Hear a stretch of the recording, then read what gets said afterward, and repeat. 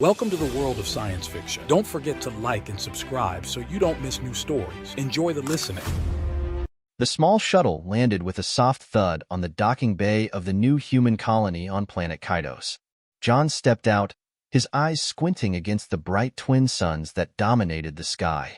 The air was thick with a scent of something metallic, a reminder that this place was still alien to humans. "Welcome to Kaidos Colony, Mr. Sinclair," greeted a voice. John turned to find a man in a navy blue uniform, extending a hand. "I'm Marcus, your liaison officer here." "Thank you, Marcus," John replied, shaking his hand. The grip was firm, reassuring. "It's quite a place you've got here." Marcus smiled. "It grows on you. Let me show you to your quarters. You'll probably want to freshen up after your trip." As they walked through the bustling colony, John observed the diverse array of people around him. Humans from various parts of Earth, mixed with a few alien residents from neighboring systems. The colony was a blend of metal structures and regolith-based buildings, a testament to human ingenuity and local resources. When they arrived at a modest but comfortable-looking habitat, Marcus punched in a code, and the door slid open with a quiet hiss. "This will be your home for the foreseeable future, John. I hope you find it to your liking." John stepped inside, surveying the compact living area, a small kitchenette, and a visible bedroom door ajar at the far end. "It looks great, Marcus, thank you. I wasn't expecting something this spacious." "There's a community meeting later today," Marcus continued as he started to leave. "It's a good chance to meet everyone. Oh, and one more thing, your domestic support will arrive tomorrow. Her name's Lira. She's one of the Ilari. Very reliable." John nodded. "Thanks for the heads up. I'll be there." After Marcus left, John unpacked his things, a sense of solitude enveloping him. The thrill of new beginnings was tinged with a streak of loneliness, the cost of uprooting from Earth to the frontier of human expansion. The following morning, the door chimed promptly at 8. John opened it to find Lira waiting. She was taller than him, with skin that shimmered like mica and eyes that seemed to reflect the cosmos. "Mr. Sinclair, I am Lira. I have been assigned to assist you during your stay here," she said, her voice melodic but formal. "Please call me John." "Come in, Lira," he responded, stepping aside. "I have to admit, I'm not used to having help like this." Lira entered gracefully, her gaze sweeping across the room. "I am here to make your transition easier. Where would you like me to start?" John thought for a moment. "Well, I'm supposed to attend a community meeting today. Maybe you could help me understand what's expected of me there." "Of course," Lira nodded. They sat down, and she began explaining the colony's customs, her voice soft but clear. As she spoke, John couldn't help but be fascinated by the subtle gestures of her hands, so different from human movements. "Do you miss your home?" John found himself asking after a long explanation about colony etiquette. Lira paused, her expression unreadable for a moment. "Sometimes, but it is important for Ilari to learn about others. It enriches us." John nodded, feeling a connection spark between them. "I know what you mean. I took this job to get away from Earth, to see something new. It sounds like we're here for similar reasons." "Yes, it seems so," Lira smiled slightly. As they continued to talk, John realized that having Lira around might not just be about having help. It could also be about making a new friend in this strange, new world. He looked forward to discovering more about her culture and seeing the colony through her eyes. Maybe this place could feel like home. After all, John decided to spend his first week at the colony diving into his work and getting acquainted with his new environment. He and Lira had fallen into an easy routine. Each morning, they would share breakfast, discussing their plans for the day. One such morning, as they sat at the small kitchen table, John poured them both a cup of coffee. The steam rose in gentle swirls, carrying a comforting aroma. "So, Lira, I've noticed you don't eat much at breakfast. Is that a cultural thing?" John asked, breaking a piece of toast. Lira nodded, her light eyes thoughtful. "Yes, in Ilari culture, the first meal is light, fruits and water mostly. It is believed to cleanse the body and spirit for the day." "Interesting," John mused, taking a sip of his coffee. "Humans usually load up on breakfast. They say it's the most important meal of the day."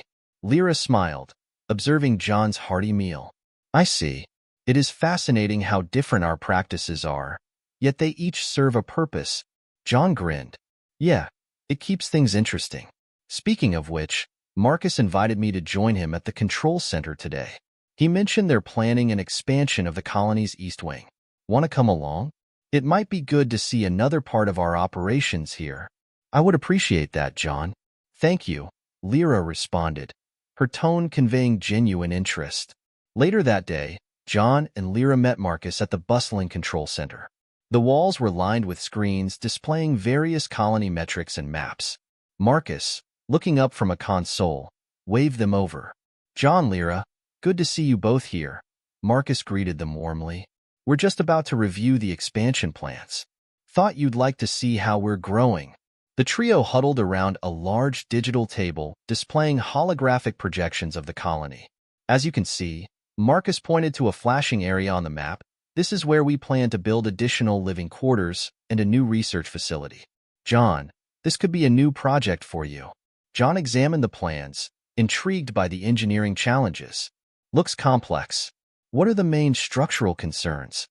We're dealing with unstable terrain here, Marcus explained, zooming in on the hologram.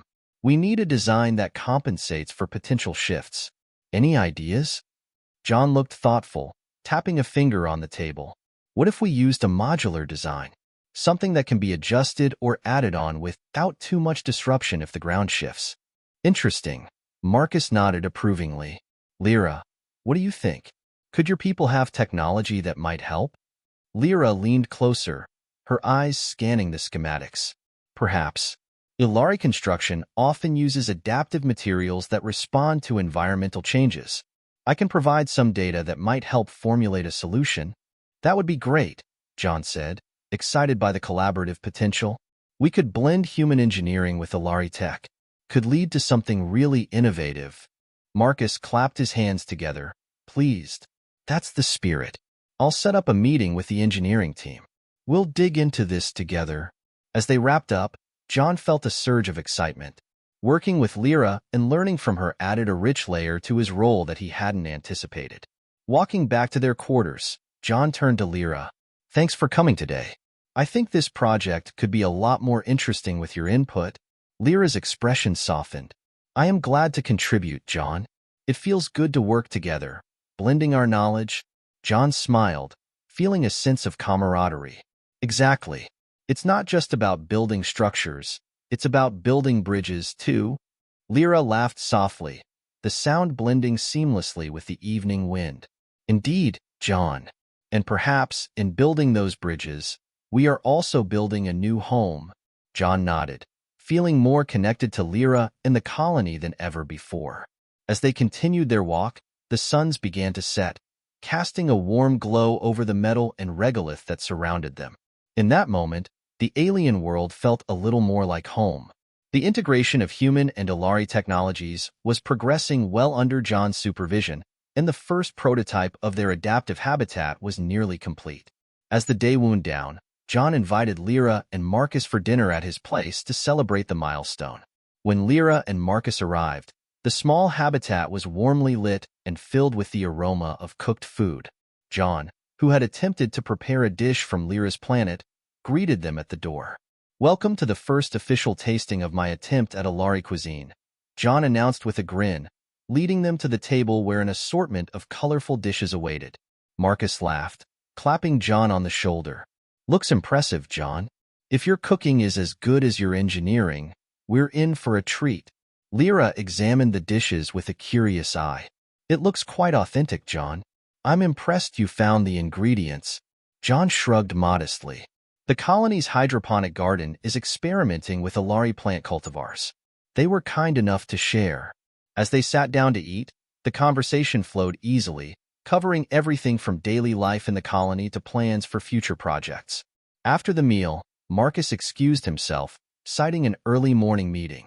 Now alone, John and Lira moved to the small living area, settling into the comfortable chairs with fresh drinks in hand.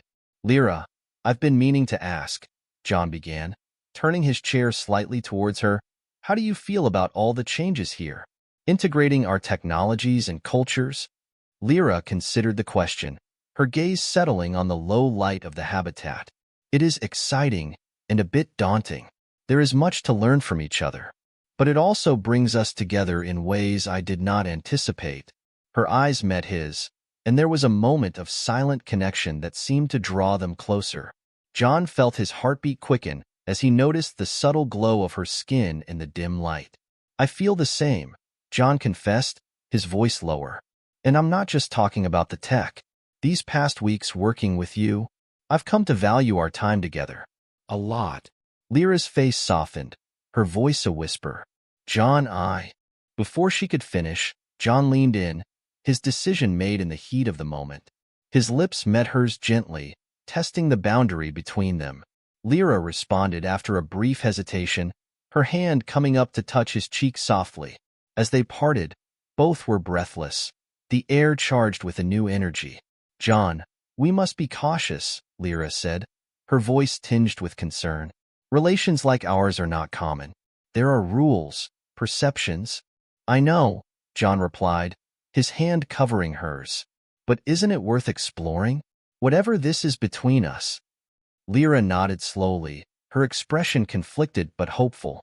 Yes, but we must be discreet, at least until we understand this. Connection? John agreed, feeling a mix of excitement and apprehension. We'll take it slow. See where it leads without causing a stir. They spent the rest of the evening talking softly, making plans and setting boundaries for their new, delicate relationship. When Lira finally left, John watched her go, feeling like a door to a new world had just opened. As he turned off the lights and headed to bed, he couldn't help but feel that his life on Kaidos was taking a turn he never could have predicted. Over the next few weeks, John and Lira continued to work closely on the Habitat project while cautiously navigating their burgeoning relationship. The thrill of new love was mingled with the constant undercurrent of discretion, as they were both keenly aware of the colony's watchful eyes. One morning, as they reviewed the final touches on the Habitat model in John's office, their conversation drifted towards the personal. John, have you thought about us, long-term? Lira asked quietly, her eyes fixed on the holographic display but clearly distracted. John paused, considering her words. I think about it a lot, actually, but it's complicated, isn't it? With all the regulations and cultural differences. Lira sighed, turning to face him. It is. Alari relationships are meant to be for life. Once we commit, it's binding. That's a big commitment, John acknowledged, feeling the weight of her statement. Just then, Marcus knocked and entered the room. Am I interrupting? He asked, looking between them. No, just finishing up here, John replied quickly, adjusting the display settings. Good, because there's something we need to discuss, Marcus said, his tone serious. It's about the colony's social harmony policies. There's been talk about tightening the rules on interspecies relationships. John and Lira exchanged a worried glance. What kind of tightening? John asked, his stomach tightening. More scrutiny, more regulations.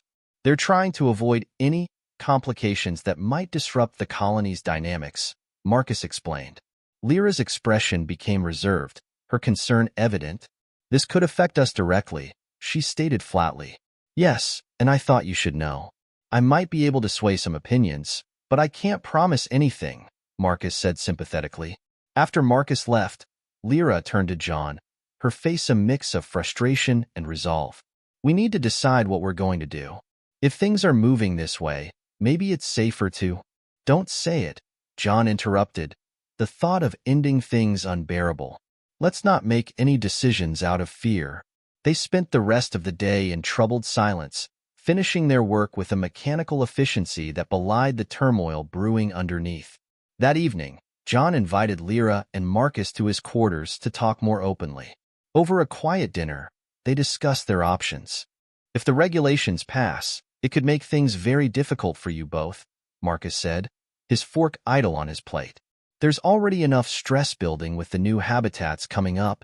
John nodded, feeling a headache forming. What if we went public? Made a case that our relationship could serve as a model of integration. Lira looked at him, admiration mixed with concern in her eyes. It's risky, John. It could backfire, especially with the sentiment in the council. Marcus leaned back, considering. It's a bold move, but it might shift the narrative in your favor. If you present it right, show that this is about harmony, not disruption. They spent hours discussing potential outcomes, strategizing every step. By the end of the night, they had a tentative plan in place, though the uncertainty remained a heavy cloak around their shoulders. As Marcus left, he placed a reassuring hand on John's shoulder. Whatever happens, I've got your back. Lira stayed a while longer, her presence a comforting contrast to the chaos of the day. They sat close, not touching, but connected by their shared dilemma. We're in this together, right? John asked in a low voice, seeking confirmation. Lira nodded, her hand finding his. Together, whatever comes. Their grip on each other was tight, a silent vow to face the future as one, no matter how uncertain it looked. As Lira left, John felt fortified by their unity but daunted by the path that lay ahead. The night stretched long and full of thoughts, each one a step into unknown territories that they would now navigate side by side. The next few weeks were a whirlwind of activity and covert meetings as John and Lira prepared to present their case to the colony administration. With the assistance of Marcus, they had crafted a thoughtful argument emphasizing the potential benefits of interspecies relationships, supported by data from their successful collaboration on the Habitat Project. It was during one of these late-night strategy sessions at John's quarters that Lira seemed unusually quiet, her focus drifting away from the discussion. "Lira, are you okay?"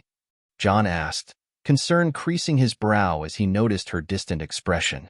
Lira looked up, her usual composure wavering slightly. "John, there is something I need to tell you. Something important." John waited, a knot of worry forming in his stomach. "What's wrong?" Taking a deep breath, Lira met his gaze. "I'm pregnant." The words hung in the air, heavy and implacable. John's mind raced as he processed her revelation. "Pregnant? But how will? Are you okay?" "Yes, I'm physically fine. But John, you know what this means for us, for the colony." Lira's voice was steady, but her eyes were troubled. John reached for her hand, squeezing it reassuringly. "We'll figure this out, Lira. We're together in this."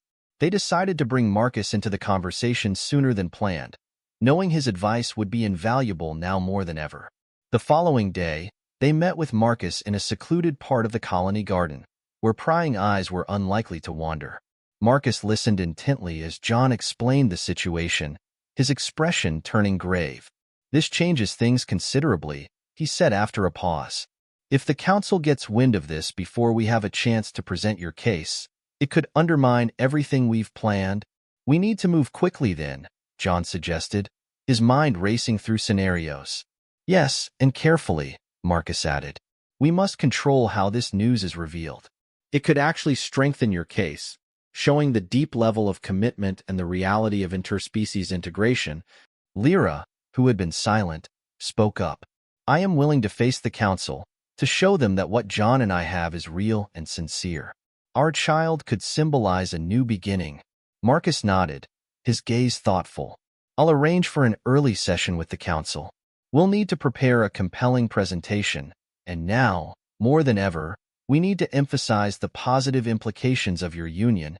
The next few days were spent in intense preparation. John and Lira worked together with Marcus, refining their approach and anticipating the questions and concerns the council might raise. As the day of the council meeting approached, tension mounted. John found himself working late into the nights, refining every detail of their presentation, while also spending quiet moments with Lira, discussing the future and what it might hold for their growing family. Finally, the day arrived. As they walked together towards the council chamber, Lira squeezed John's hand. "No matter what happens today, I am grateful for you, for us." John nodded, feeling the weight of the moment, but also the strength of their bond. Together, no matter what. They entered the chamber, greeted by the somber faces of the colony's leadership. Marcus gave them an encouraging nod as they took their places in front of the council. "Ladies and gentlemen," John began, his voice clear and steady. "Today, we are here not just to defend a personal bond, but to propose a new vision for our colony." As John spoke, Lira stood by his side, her presence a silent testament to the life they were building together.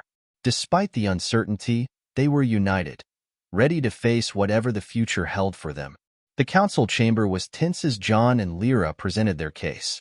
The council members, a mix of human and alien representatives, listened intently, their expressions unreadable. After the presentation, the room buzzed with whispered conversations and exchanged glances. Marcus, acting as their advocate, fielded questions from the council, his demeanor calm but firm. "Isn't this premature, considering the differences between human and Alari biology?" one council member asked, his tone skeptical. John stepped forward, addressing the concern directly. "We've consulted medical experts from both species. While this is unprecedented, they're optimistic about the health of the child and Lira. We see this as an opportunity to learn and grow together." Another council member, an Alari, focused on Lira.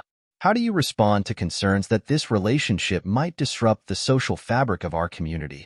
Lira's voice was steady as she replied, "I believe our relationship strengthens the fabric by showing that two very different individuals can come together in harmony and respect. Our child will be a living symbol of this union." The session concluded without a clear decision, the council announcing they would deliberate privately and notify John and Lira of their verdict within a few days. Leaving the chamber, the weight of the situation settled heavily on their shoulders. Marcus led them to a quiet corner of the colony. "We did all we could," Marcus reassured them, although his furrowed brow betrayed his anxiety. "Now we wait." Over the next few days, the colony seemed to hold its breath. John and Lira found themselves objects of curiosity and, occasionally, disapproval. They stayed close, spending evenings discussing plans for all possible outcomes. Finally, the call came. Marcus summoned them back to the council chamber for the decision. The walk to the chamber felt longer than ever. Inside, the council sat in a semicircle, their faces solemn. "The council has reached a decision," the head counselor began, his voice echoing slightly in the quiet room. "We have decided to permit your relationship to continue under certain conditions." John and Lira exchanged a quick, relieved glance. "However," the counselor continued, "you will both be required to participate in cultural sensitivity sessions, and your situation will be monitored to ensure community harmony. Your child's welfare will also be a priority for us." The conditions were strict, but manageable. John and Lira agreed, thanking the council for their fairness. As they left the chamber, the tension that had built up over the past weeks began to dissipate. They were free to be together, at least within the parameters set by the council. That evening, John and Lira invited Marcus to dinner at their place to thank him for his support. "Marcus, we can't thank you enough," John said, raising his glass in a toast. Marcus smiled, returning the gesture. "To new beginnings, and to a future where fear doesn't hold us back from embracing diversity." The dinner passed with lighter spirits, discussing future plans and the upcoming preparations for the baby. Marcus, ever the strategist, suggested ways to navigate their new reality. "You might face some resistance," Marcus warned, "but you're trailblazers now. How you handle this could pave the way for others in the future." John nodded, aware of the responsibility resting on their shoulders. "We'll be careful, but we won't hide. We owe it to our child to create a world where they won't have to justify their existence." Lira reached over, squeezing his hand. "And we will do it together. No matter what comes, we have each other." Their conversation lingered into the night, filled with plans and dreams. For John and Lira, the council's decision was a challenge, but also a confirmation that they were on the path they were meant to follow. As they said goodbye to Marcus, they felt not just the support of a friend but the strength of their united front, ready to face whatever the future held. In the following months, John and Lira attended the mandated cultural sensitivity sessions, participating actively and using the opportunity to educate others about their unique situation. Their openness and willingness to engage in dialogue gradually began to shift public opinion within the colony. One evening, after a particularly enlightening session, they met with Marcus at a local cafe to discuss their next steps. As much as things have improved, Marcus started, stirring his drink thoughtfully, "there's still a lot of ground to cover. How are you both holding up?" John exchanged a look with Lira. "We're managing. It's not easy, but every day feels a little less strained. How do you see our situation evolving from here? Marcus leaned back, his eyes scanning the cafe. You've both become quite the advocates. There's talk of using your experience as a case study for interspecies relations. It could be a good platform to further change. Lira nodded, her expression determined. We want to ensure that our child grows up in a community that values diversity and mutual respect. Perhaps we could start a series of community outreach programs? That's an excellent idea, John agreed. We could organize workshops, talks, maybe even a day where different species share their cultures openly. Marcus smiled, visibly impressed. I can help organize that. There's potential here to really make an impact. The planning for the community outreach program took off rapidly, with many residents showing interest in participating. John and Lira worked tirelessly, coordinating with Marcus to set up events that showcased various cultural heritages, culinary exchanges, and art displays. During one of the planning meetings, John proposed an idea. What if we set up a panel discussion during the event? We could invite leaders from different species to talk about integration and coexistence. Lira was supportive. It's important.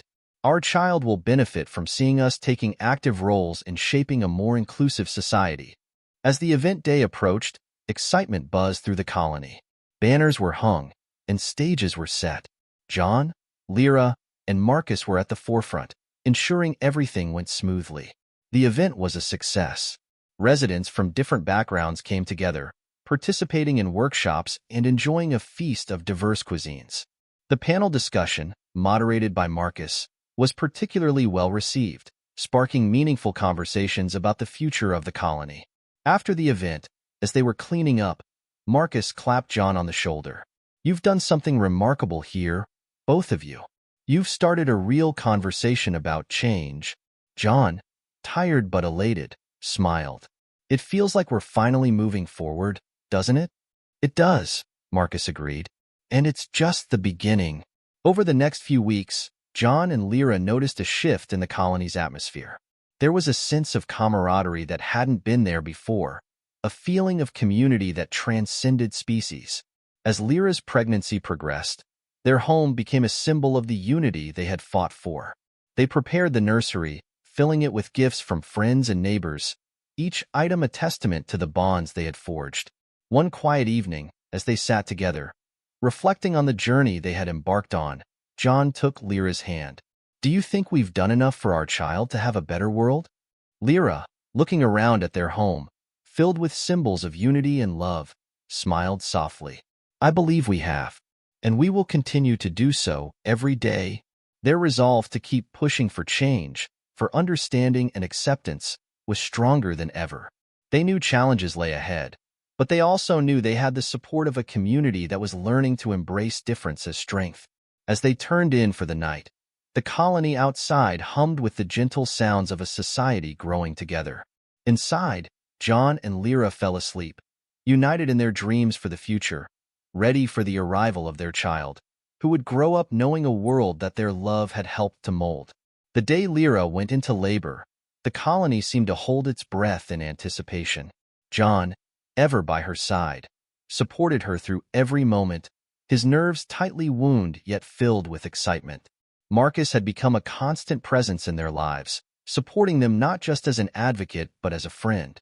He was there at the medical center, waiting in the background as the medical team, a mix of human and Alari professionals, attended to Lira. The labor was long and arduous, a testament to the union of two very different beings creating something entirely new. Finally, the sound of a newborn's cry filled the room, and the tension broke like a dam. It's a girl, the doctor announced, a broad smile on his face as he handed the wrapped bundle to John. Holding his daughter for the first time, John felt an overwhelming surge of emotions. He brought her over to Lira, who looked exhausted but radiant. She's perfect, Lira whispered, tears of joy rolling down her cheeks as she took her daughter into her arms. What will we name her? John asked, his voice thick with emotion. Lira looked up at him, a smile playing on her lips. Let's call her Alara, after the moon that shines on both our worlds. As they admired Alara, Marcus stepped forward, his eyes misty. She's beautiful. Congratulations, you two. "Thank you, Marcus," John said, clapping him on the shoulder. "Couldn't have gotten here without you."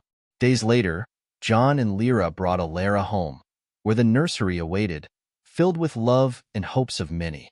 Their first night as a family was quiet, the silence of the colony outside mirroring the peace they felt within. Over the next few weeks, John and Lira took to parenthood with a fervor only matched by their dedication to their cause. The colony, now more integrated and open than ever, frequently reached out to them, seeking advice or sharing stories of their own experiences with interspecies relationships. One evening, as they sat in their living room, Lira sleeping peacefully in her crib, John proposed an idea. "We should write about our experiences, Lira. Share our story with other colonies. Maybe even further." Lira nodded, her eyes lighting up. "Yes, we could help so many others who might be facing the same fears and challenges we did." They decided to start a blog, detailing their journey, the challenges they faced, and the community initiatives they had spearheaded. The response was overwhelming, with messages of support and curiosity pouring in from across the galaxy. As months turned into a year, Lira grew, her features a delightful blend of her parents. Her first birthday was a colony-wide celebration, symbolizing much more than just a child's milestone. It was a celebration of change, of unity, and of a collective future. John, taking a moment during the festivities, stood with Marcus, watching as Lira played with Lira, surrounded by friends and neighbors. "Look at what we've built," John said, his voice reflective. Marcus nodded, smiling. "It's more than we could have hoped for." "You've started a movement, John." "This is just the beginning." "Yes, a beginning of something wonderful," John agreed, his eyes on his daughter, who was the living symbol of his and Lira's love and the colony's acceptance. As the party continued, John felt a profound sense of accomplishment and hope. They had faced uncertainty and opposition, but standing there, amidst the laughter and cheerful conversations, he knew they had succeeded in creating a better world for Lira and for everyone. The day ended with a quiet sunset, the skies of the alien world ablaze with colors, reflecting the beauty and diversity below. John and Lira watched from their porch, Lira asleep in their arms, dreaming her first dreams in a world her parents had shaped with love and courage.